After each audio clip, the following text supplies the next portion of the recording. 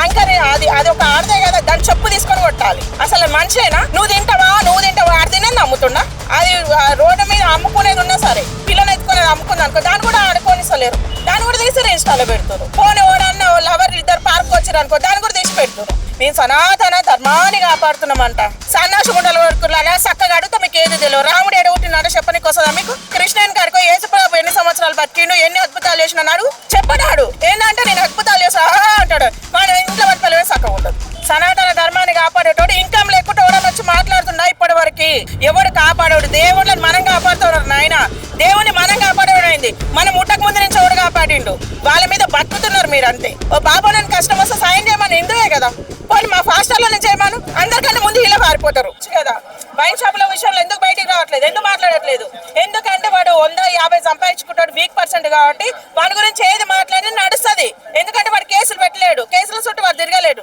అదే గట్టని కడుకోమని ధైర్యం ఉంటే గట్టని కడుకోమ్మను పోలేడు. వాడు పోయేంత ధైర్యం లేదు ఆయనకి. రాజకీయ నాయకుల్లో ఎంతమంది వైన్ షాపులు నడిపిస్తున్నారు పొమ్మను.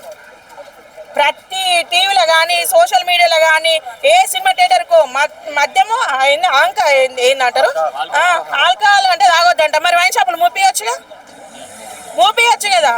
సిగరెట్లు మూపియొచ్చుగా, గంజాయి తాగుతో పట్టియొచ్చుగా, తో పట్టియొచ్చు కదా, వ్యభిచారం కొంపలతో పట్టియొచ్చు మీడియా ఛానల్ వాడు. అట్లాంటివి అవసరం లేదు వానికి. ఎందుకంటే వాడు తిరిగి వాడు అన్నలేడు కదా. వాడు 10-20 రూపాయలు వ్యాపారం చేసుకుంటాను మీద వాడు ఏడుస్తున్నారు. మేడం ఇప్పుడు కోపం అనేది ఇప్పుడు కొత్తగా వచ్చింది కాదు, చాలా సంవత్సరాల నుంచి నేను ఊటకు ముందు నుంచి ఉంది. ఇప్పుడే ఎందుకు ఇట్లా కొత్తగా ఇష్యూలు క్రియేట్ చేస్తున్నారు? ఇష్యూ ఏం లేదు వానికి, ఎక్కడ ఏం దొరకలేదు, అది ఒకటి దొరికించుకున్నా అంతే. ఇష్యూ ఏముందా? నేను ఊటకు ముందు నుంచి ఉంది. నాకు ఇప్పుడు 30 సంవత్సరాలు, నేను ఊటకు ముందు నుంచి ఉంది. మరి అప్పుడు ఎందుకు రాలేదు అన్న? నేను అదే చెప్తున్నా కదా, మతం అంటున్నారు కదా. మనం కూడా దర్గాకు పోవాల్సిన అవసరం లేదు. మనం వాడు బతుకుతున్నాడు, వాని పిల్లలు పోషించుకుంటున్నాడు. మరి వాని పోషణ అయితే మీరు చూపియండి. మత కళ్ళలో పెట్టేది మీరు. నిజంగా సనాతన ధర్మాన్ని కాపాడుతున్నారు అని వ్యాపారాలు చేసుకుంటున్నారు. హిందూ గుళ్ళను గుల్లగొట్టినప్పుడు ఏమైపోతున్నారు వీళ్ళంతా? ఆ రోజు వచ్చి మాట్లాడట్లేదు. నేను ఒక కృష్ణని అని చెప్తున్నా. సనాతన ధర్మాన్ని కాపాడేటోడు అంటే నిజంగా సనాతన ధర్మాన్ని కాపాడే హిందూ ముస్లిం మధ్యలో లొల్లిలు పెట్టేటోడు కాదు. సాత్వికంతో సమాధానం చెప్పాలి, అప్పుడు ఎవడన్నా ఒప్పుకుంటాడు. అంతే తప్ప నేను ధర్మాన్ని కాపాడుతున్నా అంటే ఇన్కమ్ లేదు ఎవడన్నా వచ్చి మాట్లాడుతున్నా చూద్దాం రమ్మని. సనాతన ధర్మాన్ని కాపాడేటోడు ఇన్కమ్ లేకుండా ఎవడన్నా వచ్చి మాట్లాడుతున్నా ఇప్పటి వరకు వచ్చి మాట్లాడమంటే. ఇప్పుడు కరుణాకర్ గారు ఎంతగానో మాట్లాడతారు. నిన్న మన ఇష్యూ జరిగింది, వచ్చిందా ఒక ముస్లిం అతను ఏదో చేసినని చెప్పేసి వచ్చిందా? ఎందుకు సనాతన ధర్మాన్ని కాపాడట్లేదా? ఎందుకు కింద పేటిఎంలు, ఫోన్ పేలు, బ్యాంక్ అకౌంట్లు ఎందుకు పెట్టుకుంటున్నారు? సనాతన ధర్మాన్ని కాపాడుతున్నారు కదా. మరి సన్నాసులకు ఎందుకు పెట్టుకోవద్దు. ఎవడో ఏదో చేస్తుండే కాదు, మనలో మనమే. ఈ తిన్నది అరగక, తాగింది దిగక, గంజాలు తాగుకుంటా అది తాగుకుంటా మేము సనాతన ధర్మాన్ని కాపాడుతున్నామంట. సన్నాసి ముండల వరకు చక్కగా అడుగుతా మీకు ఏది తెలియదు. రాముడు ఎడగొట్టినాడో చెప్పనికి వస్తుందా మీకు? అది చెప్పనికి రాదు మీకు, కానీ మేము సనాతన ధర్మాన్ని కాపాడుతున్నాం. పోనీ ఒక కృష్ణన్ గారికో యేసుప్రభు ఎన్ని సంవత్సరాలు బతికిండు, ఎన్ని అద్భుతాలు చేసినాడు చెప్పనాడు. ఏంటంటే నేను అద్భుతాలు చేసా అంటాడు. మన ఇంట్లో మన పిల్లమే చక్కగా ఉండదు, కానీ చెప్తాడు బయటకు వచ్చి. అవసరమా? ఒక హిందూ అయినా, ఒక ముస్లిం అయినా, ఒక క్రిస్టియన్ అయినా దేవుళ్ళని కాపాడేంత శక్తిమంతుడు ఎవ్వడు లేడు. ఎవడు కాపాడాడు? దేవుళ్ళని మనం కాపాడుతున్నారు నాయన. దేవుని మనం కాపాడేవాడైంది. మనం ముట్టక ముందు నుంచి ఎవడు కాపాడిండు? వాళ్ళ మీద బతుకుతున్నారు మీరు అంతే.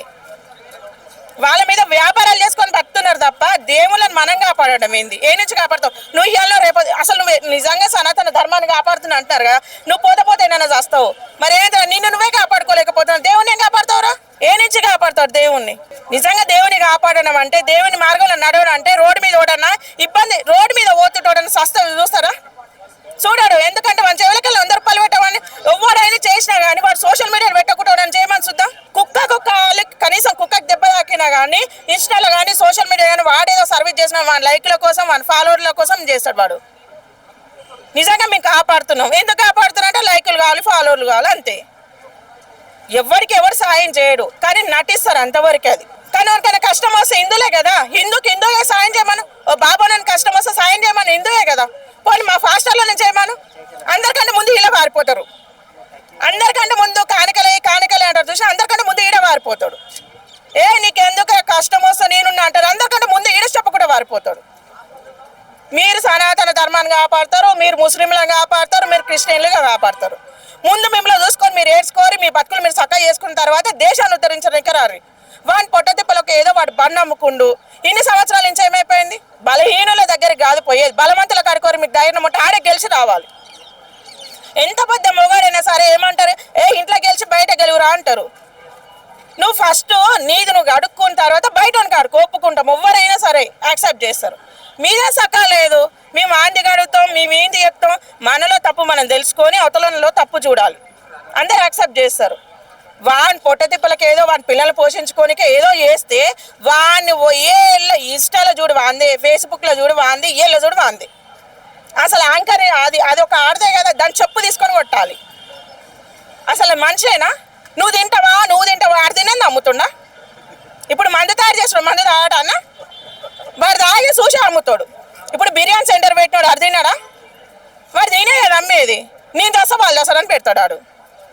అది తెలియదు. ఫస్ట్ నువ్వు తింటావా అంటే వాడు తిని చూపించినా కానీ అందరి ముందు యాక్టింగ్ చేస్తున్నావు అంటే మరి ఇది అట్లా చేస్తుంది దాని మోహన్ కాడ, ఇది అట్లా చేస్తున్నట్టుంది పోయి. ఇప్పుడు వాని పొట్టని కొట్టినట్టుగా ఇది. అందుకే చెప్తున్నా, మీరు ఎవరికైనా వీక్ పర్సన్ కాడికి పోయే ముందు బలవంతుల్ని చూసుకొని అప్పుడు ఓరి. రాజకీయ నాయకులు ఉంటారు చూసినా, వైన్ షాపులు కానీ ఇవన్నీ చేస్తారు చూసినా, వాళ్ళ కాడికి ఒక్కసారి పోయి అప్పుడు ఓరి అందరం ఒప్పుకుంటాం. అది చేత కాదు, మేము కాపాడుతున్నాము. వేసుకున్న బట్టలు ఉత్తుకోనికే శాతగాళ్ళ కానీ మేము కాపాడుతున్నాం. మేము సనాతన ధర్మాన్ని కాపాడుతున్నాం. మేము హిందువులు ఏంటి మొత్తం అందరి మీద లొల్లి పెట్టమని చెప్తున్నారు. అందరు సమాధానంగా ఉండమని చెప్తున్నారు. ఎవరైనా కష్టం వస్తే అవతలోనికి నీ కాడ 100 రూపాయలు అంటే అలా 5 రూపాయలు దానం చేయరు. 5 రూపాయలు దానం చేసినా ఇల్లు వేస్తాడు. ఇన్స్టాలో అదే రావాలి, ఫేస్బుక్లో కనిపిస్తుందా, సెట్ అయిందా, ఓకే. దేనికి? దానిల కోసం మీరు దానాలు చేసేది. మీ దానాలు ఇన్స్టా ఓపెన్ చేస్తే సార్ ఏ పార్కుల దగ్గర చూడు, ఏడ చూడు అది అది రోడ్డు మీద అమ్ముకునేది ఉన్నా సరే, పిల్లని ఎత్తుకునేది అమ్ముకుంది అనుకో, దాన్ని కూడా ఆడుకోనిస్తలేరు, దాన్ని కూడా తీసి ఇన్స్టాలో పెడతారు. పోనీ ఓడన్న లవర్లు ఇద్దరు పార్క్ వచ్చారు అనుకో, దాన్ని కూడా తీసి పెడతారు. ఎందుకు మీకు అవన్నీ? మీది మిమ్మల్ని చూసుకొని, మీ పిల్లలను చూసి ఏడ్చుకోరి, మీ అక్కజలను చూసి ఏడ్చుకోరి, మీ కొంపలు ఏం జరుగుతుందో మీరు చూసుకోరి, అప్పుడు పక్కన కొంపకి రారి. మీ పిల్లలు మీరు ఇంకో దాన్ని వేసుకొని తిరుగుతారు, మీ పిల్లలు అట్లే ఊకుంటుందా? అది ఇంకొని వేసుకొని వస్తుంది. ఇద్దరు కలిసి ఒకటే కడ వస్తాం. మన మా ఎల్పిన అట్లా అదే జరిగింది. పెళ్ళమ్మ మొగడు ఇద్దరు కలిసి ఒకటే ఓయకపోయారు, పెళ్ళమ్మ ఒకటి కలిసి ఇద్దరు ఒకటే ఓయకూరు. నువ్వెందుకు వచ్చినావు అంటే నువ్వెందుకు వచ్చినావు అని అయిపోయా. ఇంకేమైనా ఇజ్జత్ ఉందా? నువ్వెందుకు వచ్చినావరా అన్నది, నువ్వెందుకు వచ్చినావా ఆడనే అయిపోయా. ఇద్దరు మూసుకొని ఇంటికి పోయారు. గట్లనే ఉంటుంది. అవసరం లేదు. మనల్ని మనం చూసుకొని నేర్చుకొని మన ఇంట్లో బలపరుచుకొని బయట చెప్పురే, అప్పుడు వింటారు.